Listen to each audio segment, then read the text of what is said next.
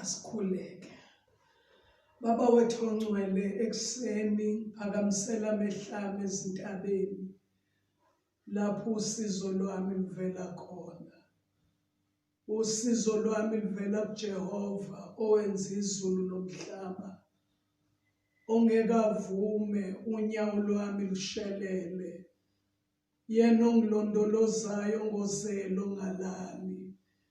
Jehova ngumlondolozi nomthunzi ngasesandleni sami sokunene, ilanga uthanda ukungishaya emini nenyanga ebusuku. uJehova uyongilonda ebubini bonke, alondoloze umphefumulo wami, alondoloze ukuphuma nokungena kusukela kulesikhathi kuze kube phakade. Nanku umsebenzi wokwabiwa kwezwi lakhe emini, nansi imphefumulo eyomele nelambela umsa wakho. Uthe Nkosi njengemvula yehle ezulwini inethisa umhlaba, imilisa imfino esiza abawulimileyo. Wathi liyoba njalo izwi lakhe liphuma emlonyeni wakho. Wathi alubuyele emuva lingakufezanga okulikhiphele khona. Lulisandla Moya Ingcwele ekuseni uhlangabeze ukuphila kwethu kule ndawo, ngegama likaJesu Kristu waseNazaretha. Amen. Angibingelela abantwana bakaNkulunkulu emagumbini omane omhlaba, la izwi likaNkulunkulu kusakazwa ngalo lifinyelela khona. Ngiyabingelela ekuseni ngeyikhathi ezifana nalezi iBhayibheli elithi ngeyinsuku zokugcina. uNkulunkulu wethu osithandayo nosinakekelayo ukhuluma amazwi awumangaliso encwadini kaJoel chapter 2 kusuka kuverse number 28 ethi kuyothi ngeyinsuku zokuphela, insuku zokugcina, wasithembisa ethi ngiyothulula umoya wami phezu kwayo yonke inyama. Wathi amadodana namadodakazi abantu ayoprofetha, abadala baphupha amaphupho, insizwa ibona imbono. Wathi yebo, naphezu kweyinceku neyincebukazi ngaleyo mihla wathi ngiyothulula umoya wami. Sisesikhathini seyinsuku zokugcina, sisesikhathini sokubuya kwenkosi yethu uJesu Kristu, sisesikhathini sokuyilungiselela umakoti eyicwalela ukuhlangabeza umyeni wakhe uJesu Kristu. Silindelwe siyintombi engenasici, siyintombi engenasisihla, siyintombi engenambimbi. Izwi likaNkulunkulu liyehla emini njengoba uIsaya 40 ethi memeza. Ethi uIsaya ngiyomemezani na? Ethi tshela abantu ukuthi yonke inyama iwutshani, nobukhosi bayo buyabuna njengembali. Ethi utshani buyavuthuka, imbali iyavuthuka notshani buyabuna. Ethi kodwa izwi lami liyokuma kuze kube phakade. Singena-ke emini nje ekuhlephuleni isinkwa esiyizwi likaNkulunkulu, sinokuqonda ukuthi siseyikhathini zeyinsuku zokugcina. Zonke ibonakaliso ziyafezeka, yonke imibhalo iyapheleliswa ukuthi sifikile eyinsukwini zokuphela, eyinsukwini zokugcina. Khona amazwi asencwadini kaIsaya athi umhlaba uyephuka kulesi sikhathi, umhlaba uyantengezela njengomuntu ogcwele iwayini, umuntu odakiweyo. Umhlaba uphelelwa ibhalansi yokuma, ngoba izwi lenkosi lishilo ukuthi ume phezu kwamanzi, wama ngamandla ezwi. umhlaba uthi uIsaya uyantengezela njengedladla, njengexhiba. Abantu basemakhaya bayalazi ixhiba ukuthi indlu engena foundation, kwenye indawo iyama nangey'ngodo kuhlelela ukuthi kufakwe isivuno. Leyo ndlu njalo makuqhamuka umoya iyantengezela. Usho njalo ku-Isaya wathi umhlaba uyephuka, umhlaba manje untengezela njengesidakwa, wathi umhlaba uyantengezela njengedladla. Akekho balaleli umuntu ongaboni ukuthi umhlaba ufikile ekupheleni. Ngakho-ke sizongena ezwini likaNkulunkulu, leli Inkosi elibekile enhlizweni yami ukuthi ngalesi sikhathi sihlephule lona. Kakhulu sikhumbuzana bazalwane ukuthi iBhayibheli alilotshelwe umuntu osehlathini. iBhayibheli incwadi elotshelwa abalandeli bakaJesu. iBhayibheli incwadi eqondene ngqo nabantu abazidelile babeka phansi ukuphila kwabo ukuthi balandele uJesu ngokuphinda ukuzalwa. iBhayibheli alikaze lilotshelwe abantu abangazi ngoNkulunkulu, lilotshelwe abantu abahambe noNkulunkulu, lalotshwa ngamakhosi abusile, lalotshwa ngabantu besifazane kuyinyanga yabantu besifazane. Kuningi okulotshiwe la eBhayibhelini ngabantu besifazane. Masikhumbula oDibora, o-Esther, o-Ruth, o-Abigail, baningi abantu besifazane okulotshwe ngabo la.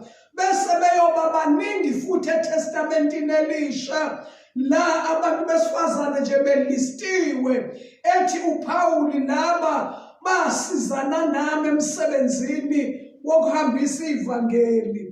Ngisho ukuthi akudingi mawuphethe iBhayibheli ucabanga ukuthi incwadi nje yokuyotshela abanye abantu. Le ncwadi ilotshelwe thina osekufikile kithi ukugcina kweyikhathi. Sizobheka incwadi yokuqala encwadini yabaseKorinte, isahluko se-10. Sizoqala nje kuverse number 1 sifunde lesi sahluko. Ngeke sisiqede sonke, kodwa siyogcina kuverse number 13 ku-1 Corinthians chapter 10. Siqale kuverse 1 sigcine kuverse number 13. La izwi lenkosi likhuluma khona ngokuthi singahlubuki uNkulunkulu njengoba kwenza uIsrayeli. Singahlubuki uNkulunkulu njengoba wenza uIsrayeli. Leli gama elithi ukuhlubuka liyigama lalesi sikhathi, ngoba njengoba uJesu esezobuya, esinye seyibonakaliso lesi la ibandla lihlubuka khona. Umakoti kaJesu ephela amandla, umakoti kaJesu ehlehlele emuva ngenxa yobuningi bezinto ezenzekayo. Lithi iBhayibheli ngokuvama kokona kuyophola uthando kwabaningi. Bese uJesu kodwa ukhuthazela kuze kube sekugcineni uyena oyosindiswa. Isikhathi lesi sokuhlubuka. Kuhlubuka kanjani na? Abantu baphendukezela izwi likaNkulunkulu. Abantu bavamisa ukona, bese abanye bephelelwa uthando, ukuthi uma usibanibani okade kholwa esebonakala eseqala indlela entsha manje, nathi siphela amandla siyadangana. Ngithanda ukubaqinisa labo bantu ababuka abanye abantu ukuthi ubani wenzani ngey'nsuku zokugcina.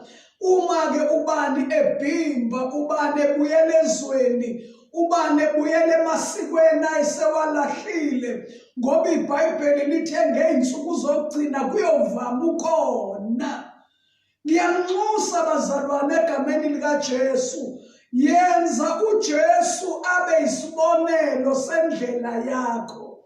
Uma uzoyinikela kuJesu, yiza kuye ngqo, ungezi kubantu, ngoba mawuza kuJesu kodwa ubheka abantu, ulalela abantu ukuthi bazothini. Abantu bayakuthanda, abantu abasakuthandi, abantu bayakuhleba, abantu bayakunyefisa. Ngakho kusuzwa uphela amandla ekulandeleni uJesu. Ngiyaqinisa ukuthi asikakafiki ekugcineni. Izwi leNkosi encwadini yesambulo lithe okhuthazela kuze kube sekupheleni uyena oyosindiswa.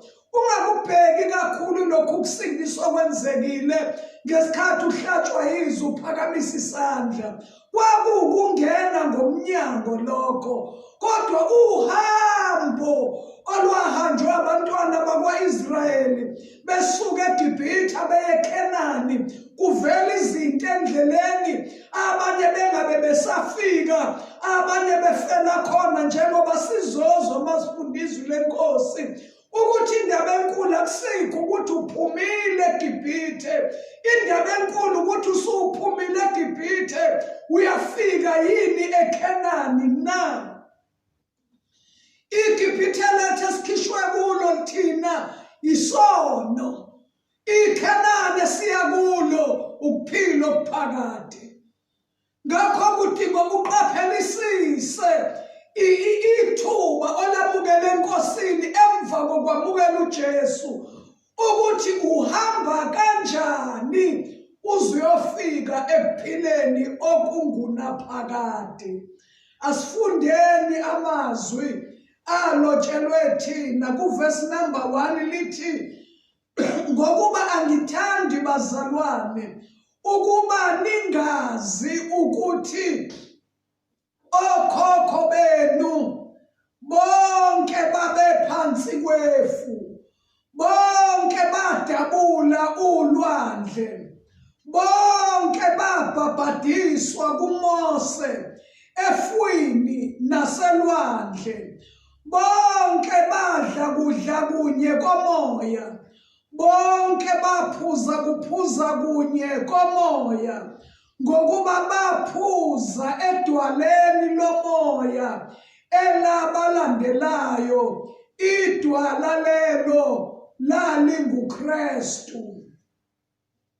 Verse number 5, kepha iningi labo uNkulunkulu wayengathokozi ngabo, ngokuba bashaywa phansi ehlane. Ngicela simnothe lo verse number 5 othi kepha iningi labo uNkulunkulu wayengathokozi ngabo, ngokuba bashaywa phansi ehlane. Kepha lokho kwaba kuverse number 6 yisibonelo kithi, size singafisi okubi njengoba bona babekufisa. Sesiyathola la ukuthi isinengiso sokuqala kwaba ukufisa. Sebekhishiwe eGibhithe, sebebonile ingalo namandla kaNkulunkulu, babona imangaliso eziwu-10, ekugcineni sekufa amazibulo, sekuqhamuka indaba yegazi lewundlu, sekuthiwa ligcotshwe emakhothameni eminyango yaka-Israyeli, ukuze makufika ingelosi yombhubhisi ingabhubhisi la kunophawu lwegazi khona. Sebebone zonke lezo imangaliso, sebeyahamba manje bayezweni lesethembiso, kodwa isinengiso sokuqala basenza, bafisa izinto ezimbi. Uverse number 6 uyachaza uthi njengoba bona babekufisa okubi. Uverse number 7 uthi futhi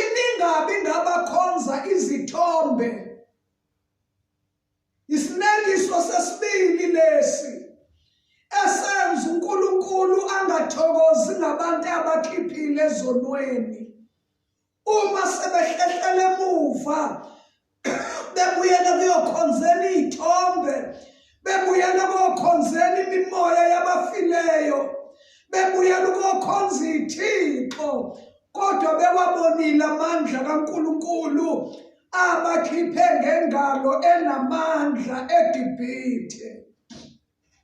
Ubakhumbula njalo usuku owahlabeka ngalo, ukhumbule njalo usuku uNkulunkulu athinta ngalo inhliziyo yakho.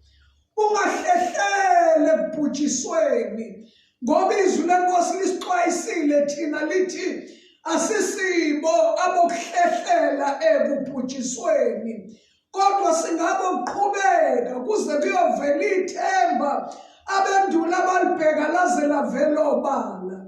Verse number 7 sisekuye uthi abantu bahlala phansi ukuba badle, baphuze, basukuma ukuba badlale.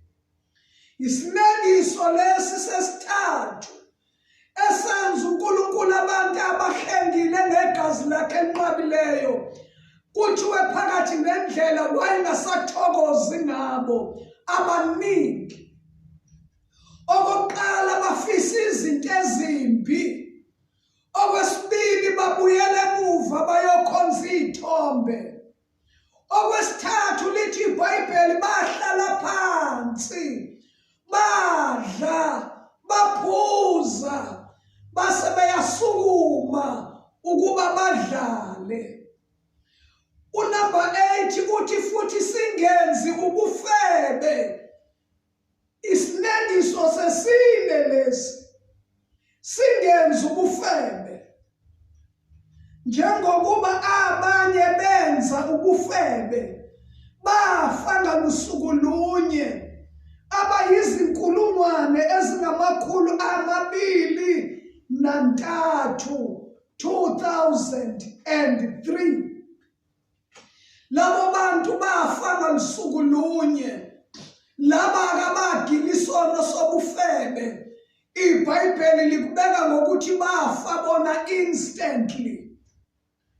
2003 bafa ngalusuku lunye. Kuyavela la ukuthi ey'nengisweni ezanele uNkulunkulu angakwazanga ukusibekezelela isinengiso sokuthi bafeba, base bevele beyabulawa ngaso leso sikhathi abayinkulungwane 2,3. Verse number 9, futhi singayilingi inkosi njengokuba abanye kubo bayilinga babhujiswa yizinyoka.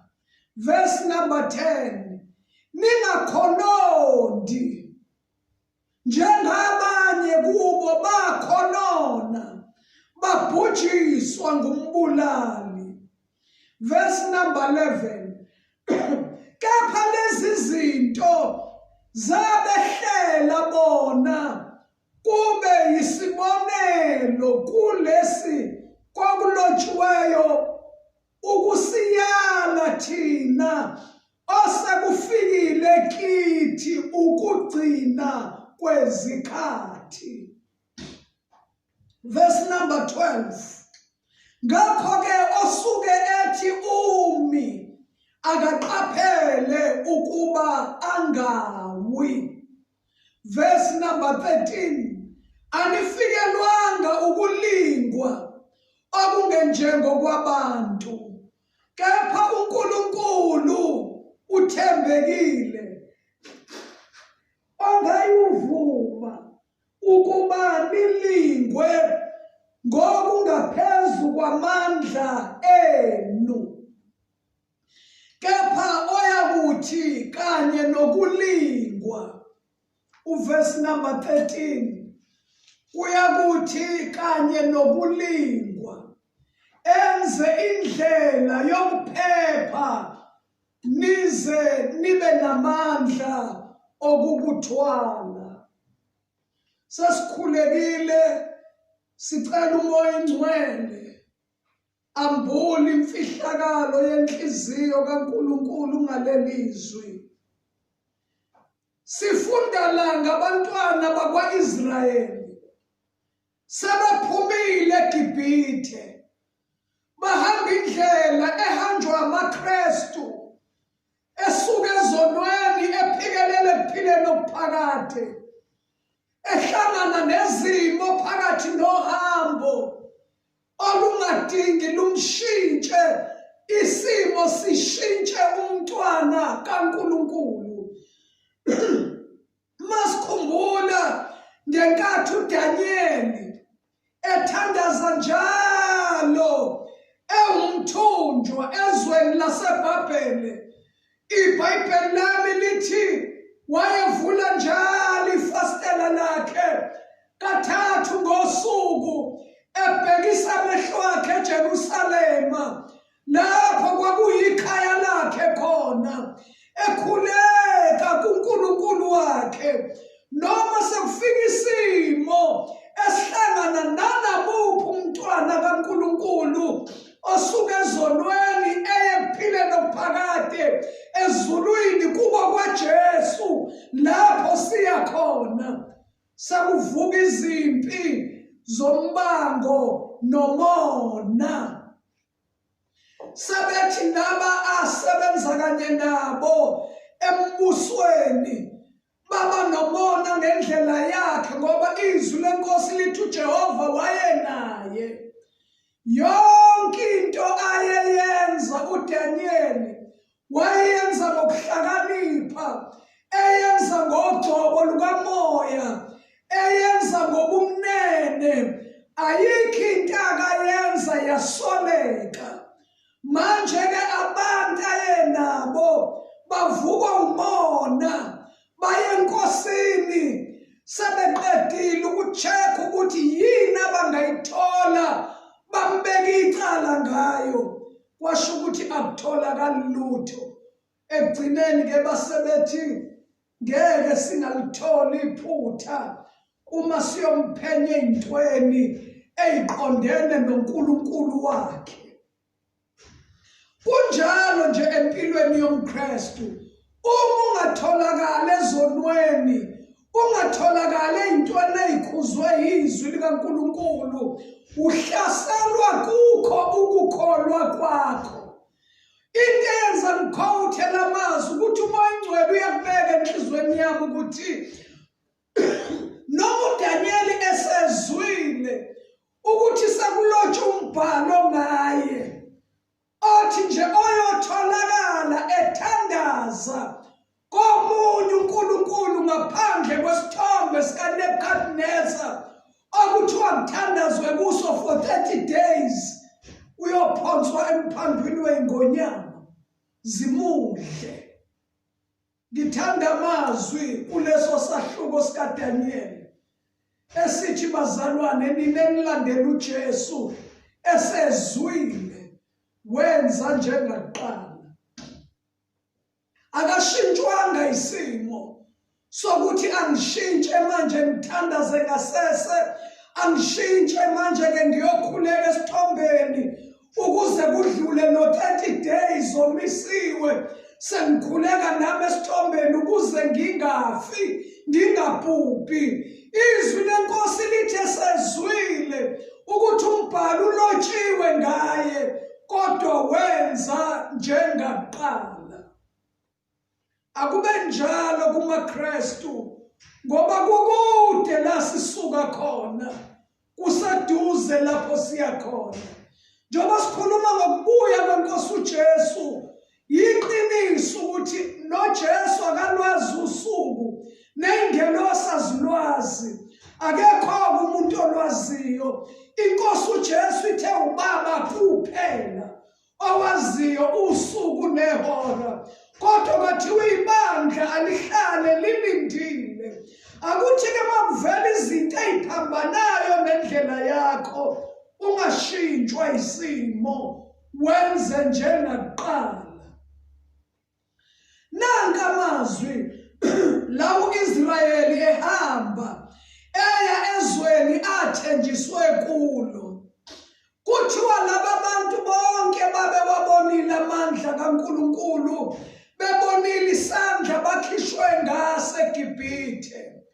Bonke laba bantu bake bahamba phansi kwefu lomusa, baze babhabhadiswa yilo ifu. Bonke laba bantu bake bawela ulwandle. IBhayibheli lithi ulwandle lwadabuka kabili, ulwandle lwama lwaba izindonga. IBhayibheli liyaqinisa ukuthi kwavela umhlabathi owomile. U-Israyeli wahamba emhlabathini owomileyo. Bonke laba bantu yibo abaphuza amanzi. uMose eshaye idwala, kwaphuma amanzi baphuza. IBhayibheli liqinisa ukuthi lelo dwala yili idwala elabalandela, igama lalo uKristu uJesu. Uverse number 5 ukhuluma indikimba yendaba. Uthi kodwa iningi lalaba bantu uNkulunkulu wayengathokozi ngabo, bawiswa phansi ehlane. Masikhumbule ukuthi lonke ifu elaphuma eGibhithe, ababange besafika abanye, kwafika inzalo yabo. Lo 40 days behambe ehlane, babehambe benza inengiso phambi kukaNkulunkulu. uNkulunkulu adedela ulaka, bafe. Abanye babulawa nje ukuthi abakholwanga. Excuse me, abakholwanga. Makuthiwa bayohlola izwe, bahamba babuya abanye bengabaza amandla kaNkulunkulu, bethi nje hawu leli alizwe siye kulo sibone sifana neyintethe. Abantu balapha bazigora, abantu balapha bade baziqhwaga. Izwi lenkosi lithi kwaba abantu ababili kuphela ababuya nombiko, umbiko wokukholwa, othi noma laba yabantu bangabukeka bezigora, noma laba abantu bangabukeka beamadoda empi, kodwa asingene silidlizwe njengoba uJehova eshilo.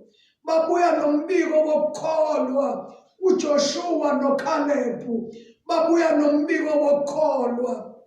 Nangey'nsuku zokugcina ziningi izinto ezesabisayo, ziningi izinto ey'bukeke ngathi zinamandla kunamaKristu, kodwa amaKristu adinga aqonda ukuthi alandela bani, akholwa ngubani.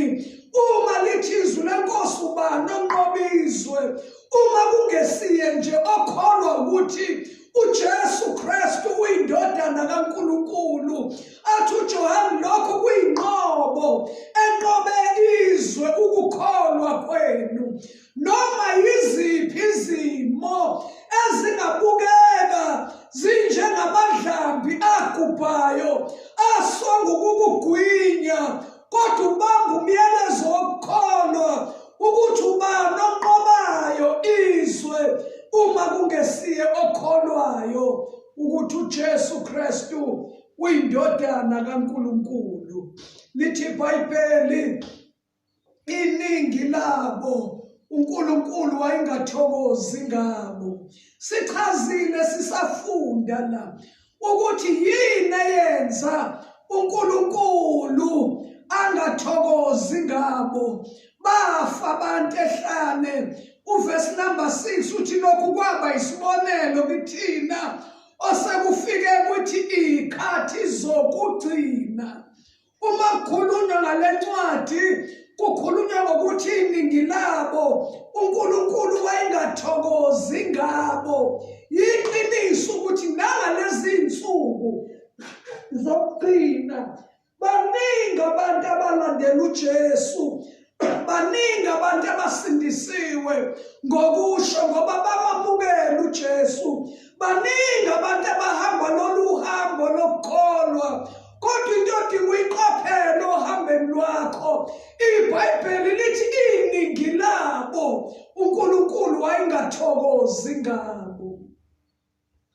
Akubalulekile kakhulu ukuthi waphakamisa isandla, wamukela uJesu, wathethelelwa izono wazenza.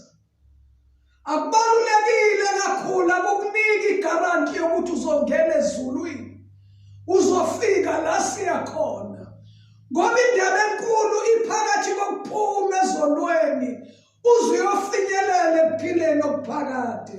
Nansi indaba eyenza abanye basala endleleni, abanye baphiwa umusa wokuqhubeka kuze babonakaliswe phambi kwesihlalo sobukhosi. Uverse number 6 uthi, kepha lokho kwaba isibonelo kithi, size singafisi okubi njengalokhu bona bakufisa. Excuse me. Endleleni yokuya ekhaya kukhona izinto ezivukayo kubantu abalandela uJesu. Bayafisa, bayanxanela izinto ezimbi, izinto iBhayibheli elikhuzile lithi mawuhamba lendlela ulandela uJesu, kukhona izinto esingadingi sizifise. Mawufunda Mahubo 106 lithi izwi lenkosi bahaha nokuhaha ehlane.